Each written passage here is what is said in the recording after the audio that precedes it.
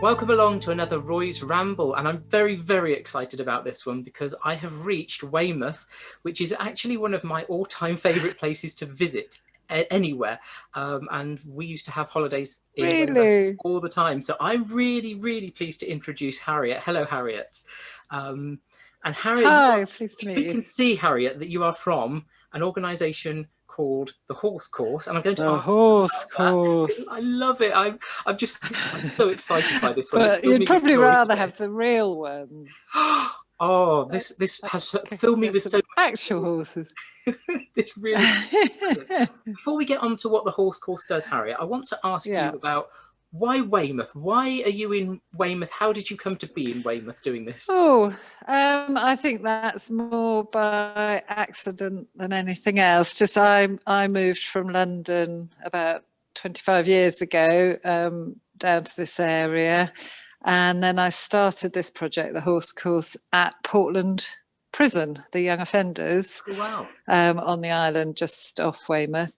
And it was really successful. And then we realised that what was happening was not just about offending behaviour, it was about general, mental health, well-being, resilience, all those skills that we need to be kind of happy and functional. And so we decided we should bring it out into the community and try and reach people when they're younger, try and work with whole families. So Weymouth is, as you probably know, an area of deprivation within both the county and the country. Yeah. So it seemed like the right place to base ourselves. And we've been at this site, I think, best part of 3 years now, but we've been going for 10 years. Wow. A long time. So can you explain a bit more about what Horse Course does? Yeah, we have a program called the Restart, which is 5 consecutive days. So people might come from Monday to Friday for 2 hours a day, every morning for those 5 days, or every afternoon for those 5 days. And they will work one-to-one with a really well-trained facilitator, and with our specially trained horses. And what they're doing is learning 8 key sort of skills for resilience, I would say, at base. But the referrals we get are from mental health services, from education, and from social work. But they come here for their 5 days. They do the Restart course. It's very intense, but it feels like fun. Mm. So we've kind of invented this way of teaching where you feel like you're just learning to be a horse whisperer. You're learning to play with horses, both on ropes and at liberty.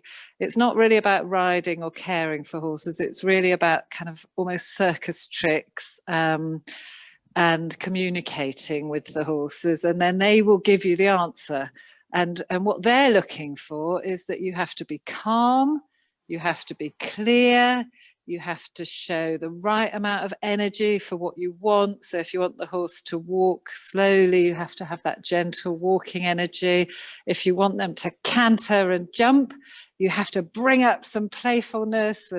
And as you know, if people are depressed, they find it very difficult to bring that playful energy up. So actually learning to do that can be super valuable. For other people who are anxious, learning to be calm can be really difficult, but doing it in this context just makes the whole thing feel fun. And it's not like going to a mental health service.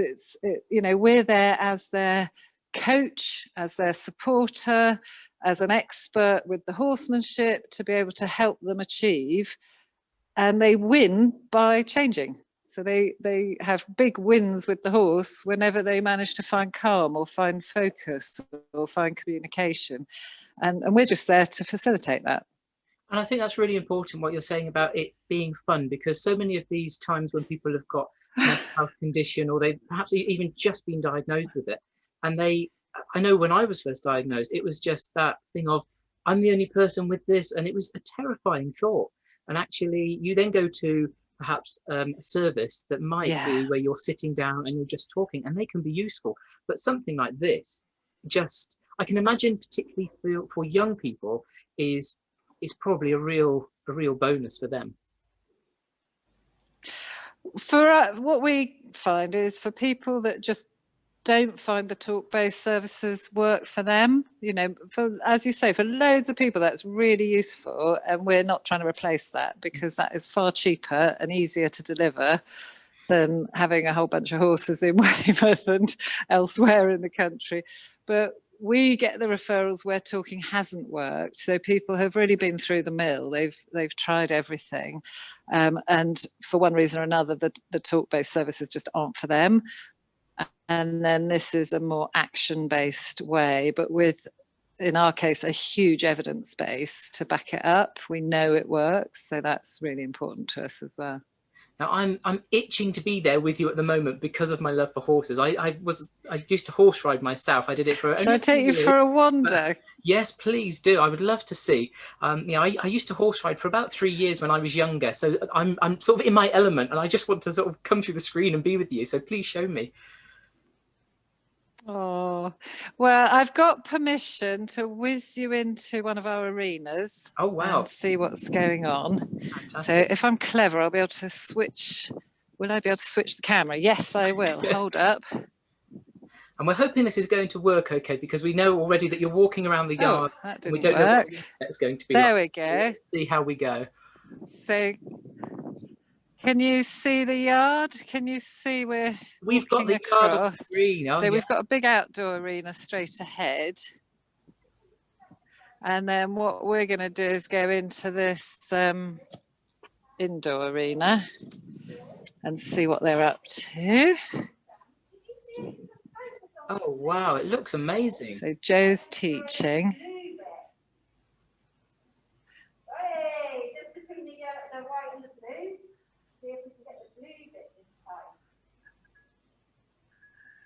So aiming the pony for the blue bit of the pole. Woo!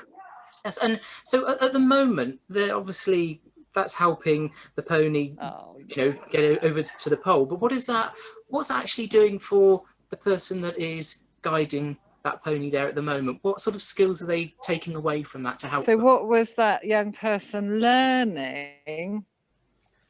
So that child was learning. Oops, sorry, I'll bring you back to me. I thought I was. Sorry.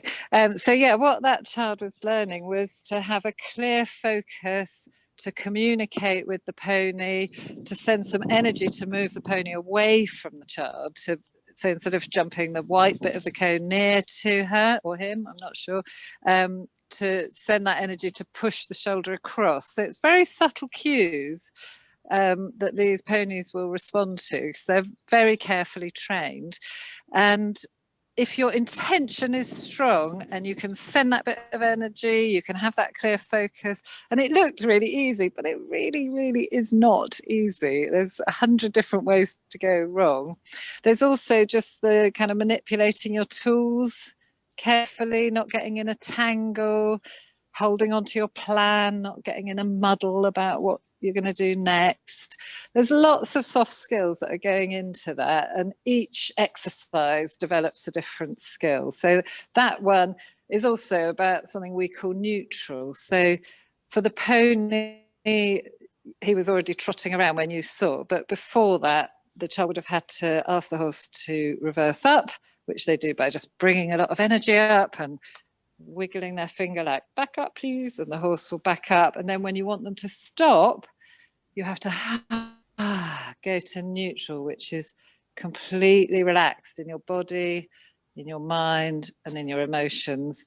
And then the pony will stop and just stand and wait for the next thing. So that's our way of saying, well done, thank you, to the pony.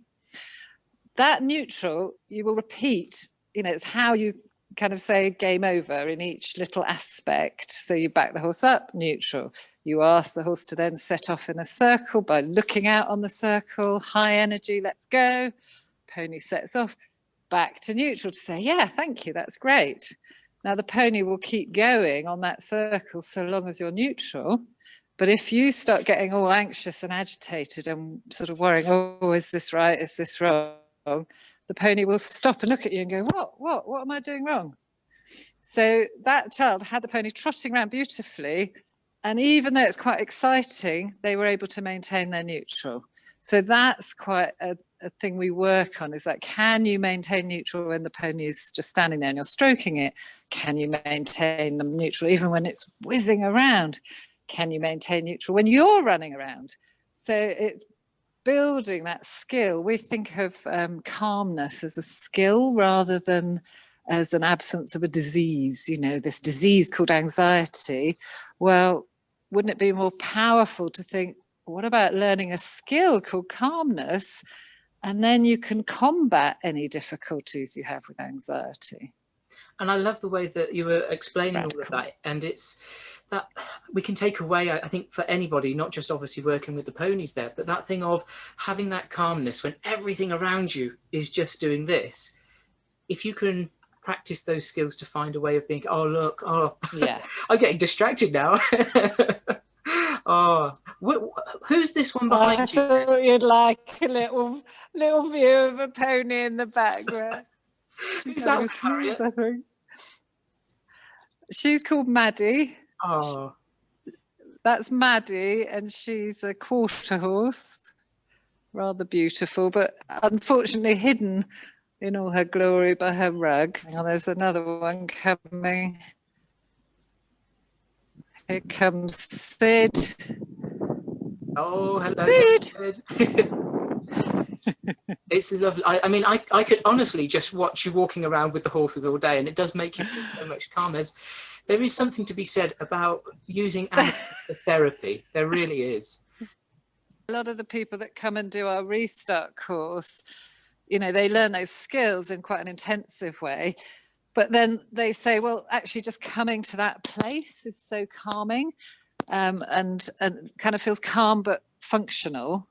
And so they then come back as supported volunteers, and they can do that as long as they like, you know, so that can be a much more gentle journey to, you know, to sort of transfer back into maybe working life or school life over a longer period of time. So we've got that sort of short, intense course, but then we do have follow-on services, what we call lighter touch. So if people need a top up after a few months or even after years, they can come back and access that. Or if people get to the end of the 5 days and they're not quite where they need to be, we can keep going weekly for a period of time. So, and something that was really important in that is that obviously, and this is going on back to sort of all of the services that we've said about before, is it can feel very scary taking that first step into somewhere new that is actually even there just to support you. Yeah. What is it that you do to welcome those people in and make them feel safe and secure from day one? I think the horses do a lot of that for us. You know, they provide the kind of interest, if you like. You can't really see a horse without being a bit drawn to it. And then our job is to make sure that they're 100% safe with those horses and know that our number one priority is to keep them that way, to keep them safe. So the very first thing we tend to do is have 2 horses in the arena with one instructor holding them, and then the other instructor will walk 2 participants around the arena, just observing the horses sing, you know, like really thinking about, well, how does the horse feel about us being here? And sort of setting up that relationship from the get-go, that we all take care of each other and we really notice when things are okay and when they're not. And when they're not, simply retreat until everyone feels safe and then make some progress forwards again. So it's a very, it sounds like it might be really boring, but it's not. It's a gentle process, but then it's very responsive to the person in front of us. So if we get children with ADHD who can't wait to get stuck in, and so we go at their speed. Yeah. But somebody who's really shut down and anxious, it might, the first session might be spent 20 minutes just approaching and retreating before we even touch the horse. It just depends what their needs are. And obviously you've shown us around your service there. Do you go out and about at all, or is it all purely based just in the one place?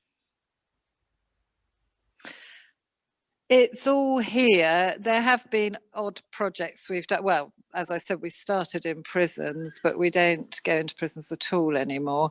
We have done odd projects where we go out like, into schools for a sort of little bit of outreach. There's a project we want to do, which is to go onto the beach to engage with street drinking and just start people to accessing services, people who are super disengaged from services. It's, you know, that's a way we might just get them interested a little bit.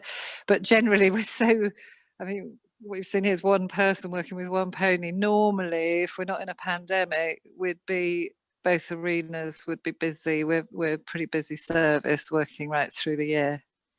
And I've seen from your website all the amazing things that you've done. But I also want to touch on, I've just on my walk come from Cornwall, where the famous Doc Martin is filmed. Yeah. And the wonderful person who plays Doc Martin is Martin yes. Clunes. And I understand that Martin Clunes has got a very big love of horses. What's his involvement with you?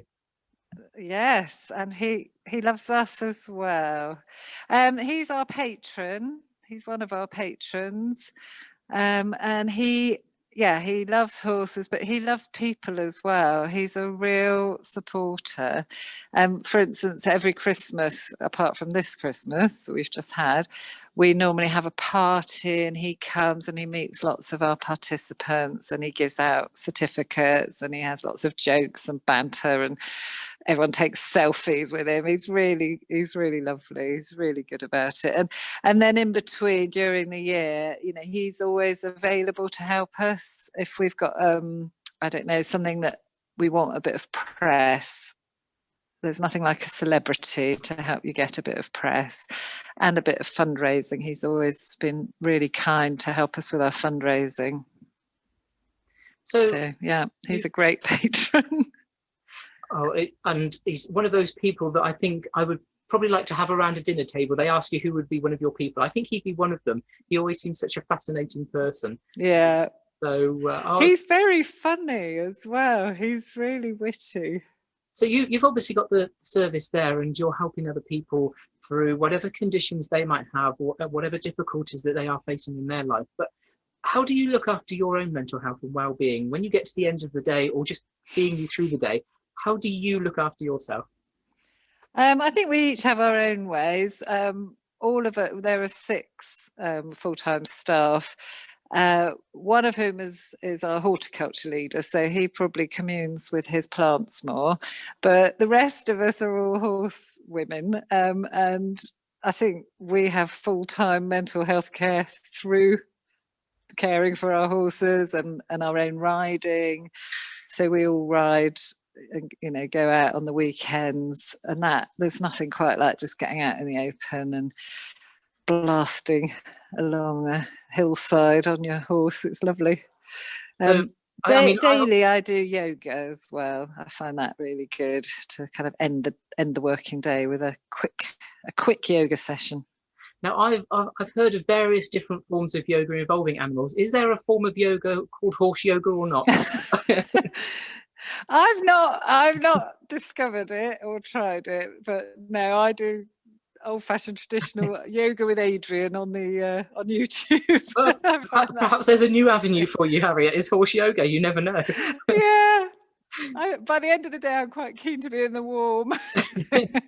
So, obviously, you can go anywhere in Weymouth, and these beautiful horses you could ride anywhere. What would you say are the 3 best places in Weymouth? I know where I would choose for some of the best places, but what would you say are the 3 best places? The 3, well, a gallop along the beach, definitely. Which in winter you can do at any time of day. In summer it's a bit more difficult. You're time limited. My favourite riding is around Hardy's Monument. I've kind of grown up with that and I love it. All those trails around there. There's a lovely valley called Hell's Bottom that I'm very fond of. And then there's a ride that we sometimes do from here, sort of up and over Binkham, and you suddenly come up past over the hill and you see the sea. And I just think any day when you see the sea is a good day. I've got one more question for you, but before I ask you that one, this is your chance just to Yeah. plug how people can get in touch with you or find out more about what you do. Well, the best way is probably either on Facebook to look for the horse course and oh, hello, Roxy. That's Roxy. She's a character. Facebook, the horse course, all one word, or on the internet, thehorsecourse.org. We don't take self-referrals is the only thing. We do need a professional referral for anyone that needs our service. We don't charge any money, to the end user. We always find a way either through commissioning, we've got various contracts, or through our charitable funds. So that is not a barrier for anyone. But certainly either way, you would recommend horse riding or being around horses as a real benefit to mental health. Yeah, absolutely. Even just, I think anyone who owns a horse has the opportunity to provide a kind of low-level service, if you like, just allowing people to, as long as it's done safely, to be around horses, to stroke, to groom, do a bit of looking after. It's good for the soul. So my final question for you before I leave you, and this one is putting you a little bit on the spot, but if you could offer... Sorry, my battery will run out. So I'll ask you this one quickly. If you could offer one piece of advice for mental health or well-being, how people can look after themselves, what would your one piece of advice be? Move your feet. Get out and walk. Yeah. Don't get stuck indoors in your head. Get out, be in nature, move your feet, get tired, sleep better. Brilliant. Thank you so much. What a great way to end. Thank you, Harriet. Lovely to meet you, Roy. And you, and all the horses as well. Thank you for showing us around. They're munching away still. Thanks. Lovely to meet you. And you. Bye. That was Harriet Laurie, the CEO and founder of the Horse Course in Weymouth. And if you'd like to find out more information about what they do or see pictures of horses, then please visit their website, thehorsecourse.org. Harriet gave some great advice at the end, which was to just walk, even if that's taking a walk in your mind. I'm going to go and continue my virtual walk now, which is in aid of Restore, a mental health charity in Oxford. If you'd like to sponsor me, please visit the link below. And you can also find out where I'm going on my journey and all the latest news along the way by visiting my website, roypeach.com/ramble. See you soon.